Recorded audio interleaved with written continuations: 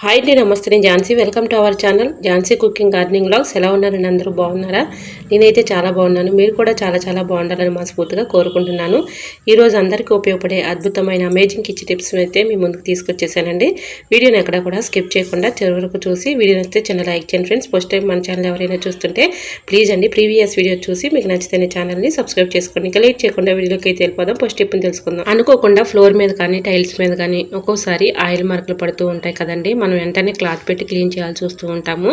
ఇలా క్లాత్ పెట్టి క్లీన్ చేస్తే ఇలా క్లాత్ కూడా మళ్ళీ వాష్ చేసేసుకోవాల్సి వస్తుంది. అటువంటి ఇబ్బంది లేకుండా ఉండాలంటే ఇలాగా ఆయిల్ పైన ఇలా వరిపిండి కానీ మైదా కానీ శనగపిండి కానీ ఏ పిండి అయినా కూడా ఈ విధంగా ఆయిల్ పైన వేసేసామనుకోండి, ఇలా ఆయిల్ అంతా కూడా పిండికి పట్టుకుంటుంది. మళ్ళీ మామూలుగా క్లాత్తో ఇలా క్లీన్ చేసుకున్నాం అనుకోండి, చక్కగా క్లీన్ అవుతుంది.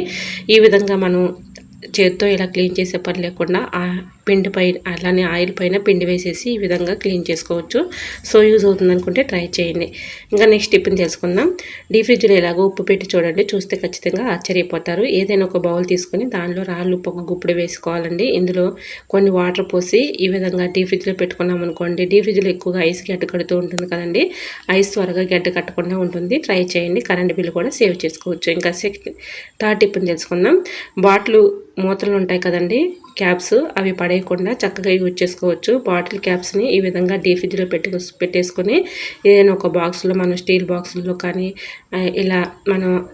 ఇలా డీప్ ఫ్రిడ్జ్లో స్టోర్ చేసుకుంటూ ఉంటాం కదండి, ఇలానే మామూలుగా పెట్టేసామనుకోండి అతుక్కుపోతూ ఉంటుంది. ఇలా బాటిల్ క్యాప్స్ పెట్టి తర్వాత పెట్టుకుంటే ఇలా ఐస్ అతుక్కుపోకుండా ఉంటుంది. మనం తీసుకోవడానికి కూడా చాలా చక్కగా యూజ్ అవుతుంది. ట్రై చేయండి. మరొక యూస్ఫుల్ టిప్ తెలుసుకునే ముందు చిన్న రిక్వెస్ట్ అండి, మన ఛానల్ ఎవరైనా ఫస్ట్ టైం చూస్తున్నట్లయితే ప్లీజ్ అండి ప్రీవియస్ వీడియో చూసి మీకు నచ్చితే ఛానల్ని సబ్స్క్రైబ్ చేసుకోండి.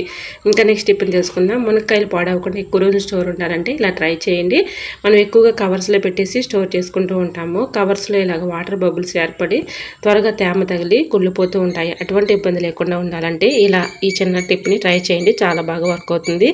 ఒక బాటిల్ తీసుకొని ఈ విధంగా కట్ చేసుకోవాలండి. ఇలా కట్ చేసుకున్నటువంటి బాటిల్లో ఇలా మునక్కాయల్ని సగానికి ఇలా కట్ చేసుకొని ఇలా చాకును కొంచెం హీట్ చేసేసుకొని బాటిల్ ముందుగా ఇలా కట్ చేసుకోవాలండి. ఇలా కట్ చేసుకున్న తర్వాత మునక్కాయల్ని సగానికి ఇలా కట్ చేసేసి ఇలా బాటిల్లో పెట్టేసుకున్నాం అనుకోండి, మూత పెట్టుకొని చక్కగా మనం ఫ్రిడ్జ్లో ఆర్గనైజర్ చేసుకుంటే తక్కువ ప్లేస్లో ఇలాగా కూరగాయలు మనం పెట్టుకోవడానికి కూడా చాలా చక్కగా యూజ్ అవుతుంది.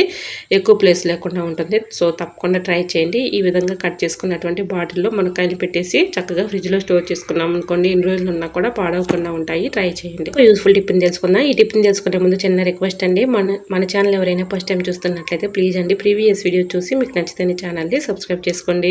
ఇలా నెయిల్ పాలిష్ మనం వేసుకుంటూ ఉంటాం కదండి, నెయిల్కి అప్లై చేసినప్పుడు ఒక్కొక్కసారి అనుకోకుండా ఇలాగా టైల్స్ మీద కానీ ఫ్లోర్ మీద కానీ మరకలు పడుతూ ఉంటాయి. మనం వెంటనే ఇది డ్రై అయిపోయింది అనుకోండి, బాగా త్వరగా ఈ మరక అనేది పోదు కదండి. ఈ విధంగా కొంచెం పిండి వేసేసి క్లీన్ చేసుకున్నాం అనుకోండి, చక్కగా క్లీన్ అయిపోతుంది. ట్రై చేయండి. మరొక యూస్ఫుల్ టిప్ని తెలుసుకుందాం. పెరుగు ఇప్పుడు సమ్మర్ కదండి, మనం ఎంత చక్కగా తోడు పెట్టుకున్నా ఎక్కువగా పుల్లగా అయిపోతూ ఉంటుంది. అలా పుల్లగా లేకుండా ఉండాలంటే ఈ చిన్న టిప్ని ట్రై చేయండి. చాలా బాగా వర్క్ అవుతుంది.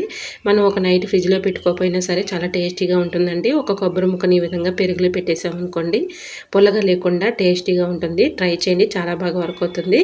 సో ఈ టిప్ మీకు చాలా బాగా యూజ్ అవుతుంది అనుకుంటున్నాను. యూజ్ అవుతుంది అనుకుంటే ట్రై చేయండి. మరొక యూస్ఫుల్ టిప్ తెలుసుకునే ముందు చిన్న రిక్వెస్ట్ అండి, ఈ టిప్స్ అన్నింటిలో ఏ టిప్స్ అయితే యూస్ఫుల్గా ఉన్నాయో, ఏ టిప్స్ అయితే నచ్చాయో తప్పకుండా కమెంట్ సెక్షన్లో కమెంట్ చేయడం మాత్రం మర్చిపోకండి ఫ్రెండ్స్. ఇంకా నెక్స్ట్ టిప్ని తెలుసుకుందాం. ఇంట్లో బిర్యానీ బాక్సెస్ అయితే ఉంటూ ఉంటాయి కదండి, ఒక బాక్స్ని తీసుకొని ఈ విధంగా చక్కగా మనం ఆర్గనైజర్ చేసుకోవచ్చండి. దీన్ని పడేయకుండా ఎలా యూజ్ చేసుకోవాలనేది ఈ టిప్ షేర్ చేస్తున్నానండి. చాకును కొంచెం స్టవ్ మీద హీట్ చేసుకున్న తర్వాత ఇలాగా బిర్యానీ బాక్స్ పైన మూత ఉంది కదండి, మూత పైన హోల్స్ పెట్టేసుకొని ఈ విధంగా స్పూన్స్ అన్నీ కూడా మనం ఇలా పెట్టేసుకున్నాం అనుకోండి, మన అవసరానికి కావాల్సినప్పుడు స్పూన్స్ త్వరగా దొరకవు కదండి, చాలా ఇబ్బందిగా అటు ఇటు ఎతుకుతూ ఉంటాము.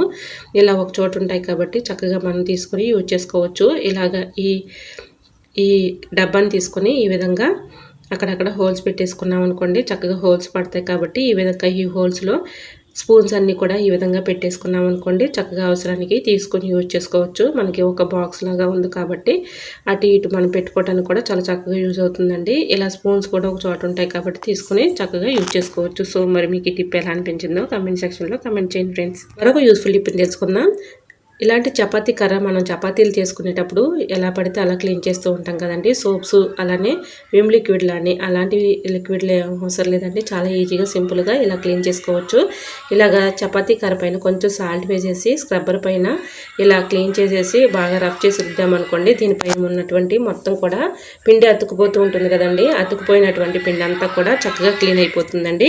ఈ విధంగా మొత్తం కూడా క్లీన్ చేసేసుకున్న తర్వాత ఏదైనా ఒక పొడి క్లాత్తో ఇలా క్లీన్ చేసుకున్నామనుకోండి, చక్కగా మనకి తేమ లేకుండా ఉంటుంది. కాబట్టి చక్కగా మనకి ఇలా స్టవ్ ఆన్ చేసుకొని స్టవ్ మంట పైన ఇలాగా చపాతీ కర్రని ఇలా హీట్ చేసుకున్నాం అనుకోండి, చపాతీ కర్ర చక్కగా మనకి పాడవకుండా ఎక్కువ రోజులు మన్నికైతే ఉంటుందండి. చపాతీ కర్రని మనం ఎక్కువగా సోప్స్ లిక్విడ్స్ ఇలా వేసేసి క్లీన్ చేస్తూ ఉంటాం. కానీ అలా కాకుండా ఇలా కొంచెం సాల్ట్ వేసేసి క్లీన్ చేసుకున్నాం అనుకోండి, చపాతీ కర్ర పాడవకుండా ఎక్కువ రోజులు మన్నికుంటుంది.